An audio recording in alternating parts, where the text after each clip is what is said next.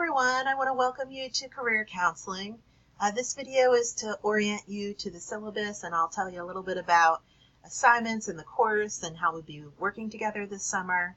Unlike some of your other courses that we've had so far, this is a 4-credit course, so a little bit heavier in terms of the coursework than some of the other courses that you've had for your counseling courses anyway. And we will be working completely online, asynchronous, meaning that you don't have to come online at any particular time to do the work. You just have to make sure that you're meeting assignment deadlines. And in terms of reaching out to me, I'm available to talk via phone, video conferencing, email, really whatever works best for you. Just shoot me an email and let me know what you would prefer, and we'll set up a time that works for both of us, rather than have a set office hours per se. I just try to meet you where you are and try to work with you in terms of finding a good time to meet. So as I scroll down here, that's just a note about me saying, please send an email. I will for sure respond to you within 48 hours. In fact, I usually respond right away when I teach an online course, at least Monday through Friday. And so if you haven't received an email from me within 48 hours, if you ask me a question or something like that, please, please, please do not hesitate to reach back out and say, hey, Abby, I haven't heard from you. I'm wondering about A, B, and C. Can you help me? Sometimes I just get bogged down with too many emails and I can miss some, or they go into that other category within Outlook. And so we will be looking at all things to do with career counseling across the lifespan, with an emphasis on looking at how gender and cultural dynamics can influence our career development. And here you have some objectives for the course. We'll be looking at theories. We'll certainly be looking at how work and career development intersect with our mental health. Career counseling, I think it's often sort of pigeonholed as a separate, it is a separate field. It's something that you can get more training in, but more and more clients are coming in with career-related concerns, if not, financial-related concerns that are related to their career development. And so at some point, the information here will apply pretty much regardless of the population that you're working with. And so we'll take a look at theories and assessments. There's lots of assessments in career counseling, and some interventions that can help you support clients with clarifying their goals around their own career development. Okay, moving right along. You definitely want to make sure that throughout this course you're going to have a strong internet connection. Again, if you're going on vacation, please go ahead and post any discussion post early. Find a cafe or something like that to do your replies to your discussion post, which I'll talk about a little bit more in a second. And you'll either be creating a little short webinar or a role play video. So either or, there is some technology involved in this course, and I'll tell you a little bit more about that. And so we'll be using this phenomenal course text. I love it so much. Postmodern Career Counseling, a handbook of culture, context, and cases. I love it so much because it really, I think so often counseling textbooks will give you a lot of theory and then tell you a lot about technique, but they don't connect theory and practice. And I really love this textbook because I believe it does that really well. In a way that also meets the needs of diverse clients, because that's another critique that you'll learn about, is that, a lot of these sort of interventions have been designed in a way that could potentially reinforce cultural stereotypes around gender in particular. But we'll get into that. So I really love this textbook. I hope you do as well. The majority of your points for this course will come from the weekly discussion posts. Then there's a pretty big final assignment that's due in week 10. I'll have a licensure exploration assignment for you, and I'll tell you a little bit more about that. And that it's really like a pass-fail assignment, and so hopefully you won't get too angsty about that. but and then there's also an opportunity for some extra credit. So let's talk about our assignments for this course. So there are a total of 9 discussion posts, 1 each week except for week 9. And they are due by Thursday at midnight. And you must reply to 2 of your peers' posts by Saturday at midnight. So the initial post, Thursday by midnight, and then your replies to your peers, Saturday by midnight. And the replies to your peers, at least one of those replies, you're going to connect to the learning resources that I have each week. And you want these replies to be collegial, substantive in nature, so as though we were having a conversation in a live classroom. So maybe you have some sort of insight that you had after reading somebody's post, you have a similar experience. Maybe you read some research that could further extend what they're discussing in the discussion board. Maybe you have a good question to ask. You just want to avoid replying to somebody with a post that looks something or sounds something like this. I really like what you have here. That's a good point. Well, that kind of reply doesn't say really anything.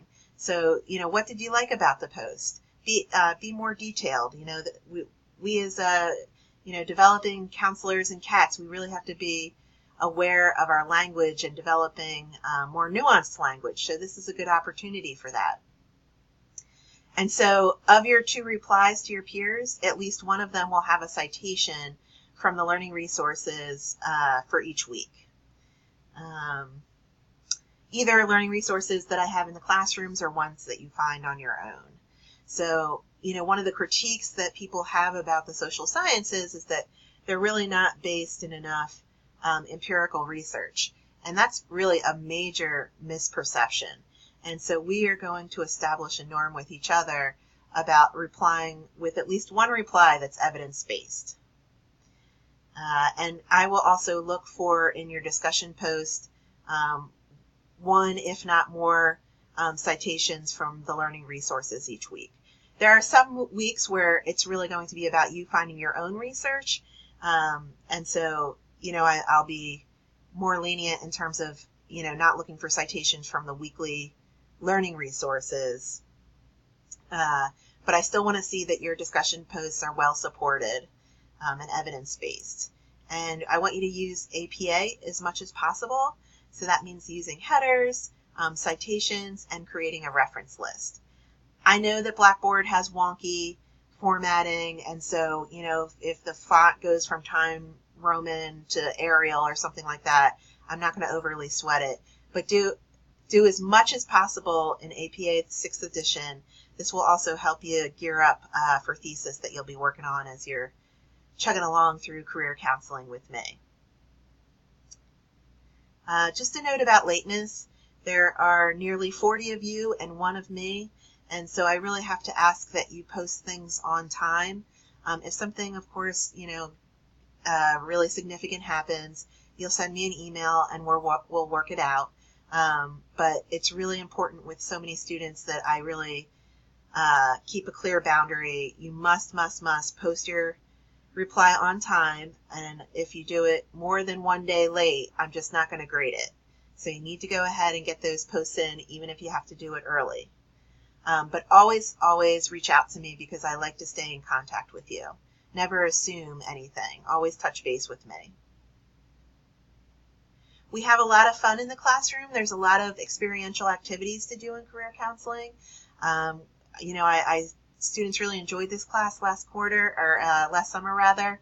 But just remember to keep your tone with each other professional in nature. And from what I know of y'all so far, that won't be an issue. I have to go ahead and put that out there that you remember to keep your counseling cat hat on this summer as well. Okay, so let's talk a little bit about assignments. So the first one I have listed here is the licensure assignment, pass-fail assignment. So what's this going to look like? I'm going to have a link under week 1, or what do I say here? Under week 1? Under week 1. And that link will connect, I think, and this is still in motion, so I'll give you an update if I change this, but a link to a OneDrive document where you will be able to copy and paste a comparison in with our educational requirements against a state of your choice. Okay, so let's say, Abby, hey, I want to go to like 3 different states. I don't know which one to choose. Well, I would encourage you to look at any state that you're considering, but at least for this assignment, choose one to look at. And if you're thinking about international, then you're just going to copy and paste a link from any government websites that you find for the country that you're looking at. And the reason I give you the whole quarter to look this up is because it may be something that you need to do. You may need to do some emailing around. I also want to clarify that this is just around educational requirements. So not what you have to do for supervision, none of the other tasks that might be associated with an exam or anything like that. Remember, we're going to step you through the licensure process. So this assignment is just about looking at educational requirements. And I'm just going to look to see that you tried. It doesn't have to be correct. I'm hoping to use this as a platform to correct any misperceptions or to double check your work. And it'll just be, a OneDrive document where you can copy and paste your comparison in. And then I'll give everybody the link to that OneDrive so that as we're collectively gathering information about the different licensure requirements in each state, we'll all have, this collective document of all these states and country resources that we're looking at. If you have more questions about that, please feel free to email me. Just know that we'll be working on it all quarter. And again, you might have to send some emails out there. I had, one student who was looking to work in the Middle East, and it took her several weeks to figure out what their equivalent of licensure requirement was, and it meant, sending several emails. So just don't wait till the last minute. That's all. Okay, and then your final assignment, you have a choice between conducting a webinar, a short webinar, 10 to 15 minute. So that's really just a narrated PowerPoint presentation. I will have technology supports in the classroom for you. And the webinar is just going to explore a career, anything that has to do with career counseling and a population of your choice. So for example, I'm really into working with college students, so maybe I'm going to do a little webinar on using relational cultural approaches to career counseling for college students. So you can really personalize this, and I hope that you'll, for some of you, this might also align with some of the work you're doing with thesis. You can sort of double dip there possibly, but it must have a population and it must have a career concern and really apply to career counseling. So that is option 1. And I have some guiding questions here for you on that.